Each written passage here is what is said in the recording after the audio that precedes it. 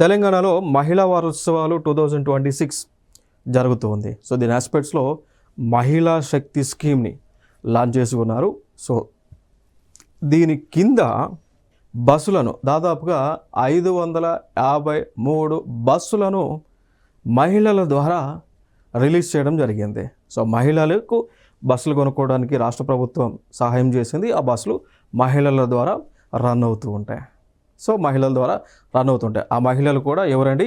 స్వయం సహాయక సంఘాలలో సభ్యులుగా ఉన్నటువంటి వారు, సెల్ఫ్ హెల్ప్ గ్రూప్స్లో, ఎస్హెచ్జిలో సెల్ఫ్ హెల్ప్ గ్రూప్స్లో సభ్యులుగా ఉన్నటువంటి వారు.